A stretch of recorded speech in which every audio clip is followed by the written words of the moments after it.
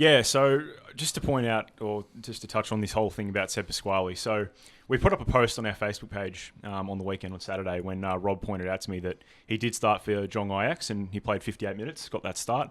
First one, debut, right? Great. This kid's 18. I couldn't believe the amount of people that were on our Facebook page shooting down this achievement. This is a terrific achievement. This is an 18-year-old kid from Wangaratta, right? Who played... The Bush. Yeah, the Bush, who played barely a handful of games for Melbourne Victory before he was noticed by Ajax and got signed, right? And he was signed to, their under-17s, under-18s team? Great. It's awesome for a kid from country Victoria who... I'm pretty sure if you asked any given person in the Netherlands where Wangaratta is, they wouldn't be able to tell you, right? The Wang. So, yeah, the Wang, exactly. So I think that just says, how big a deal it is that Seb Pasquali got noticed, and not only that he got noticed, that he's playing as well. And people are saying, it's not a big deal. I mean, this is Ajax's second team. And just because it's the reserves, as people were saying, the reserves, this element of sarcasm, who the bloody hell cares? They play in the second tier of Dutch football.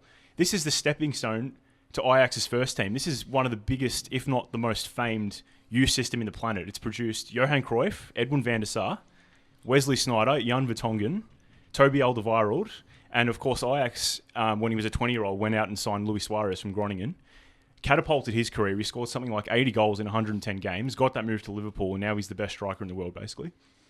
So to say that a kid from country Victoria, as we keep saying, Seb Pasquali, to get a run in Ajax's second tier as an 18-year-old, that's a huge deal for the kid. And we speak about negativity and not mincing our words. Why can't we just be happy for this kid? As an 18-year-old, he went over to the Netherlands at a huge club, Ajax. Sure, they're not as good as they once were. They're a huge club. He left the A-League where he was safe. He would have kept playing for Melbourne Victory, would have racked up appearances, and who knows, by now he probably would have been starting. Such was his form in those sort of 4 or 5 games that he played. And what else sticks out for me with Seb Pasquali is that for all the talk about the A-League being a safety net and kids not getting a chance and, all this kind of thing, he got his chance.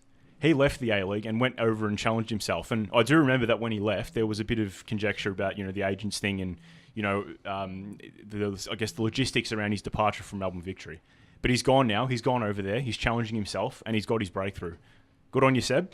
And hopefully there's more to come. And for anyone that was shooting him down, take a bit of a look at yourself. It's tall poppy syndrome. It's a disgrace.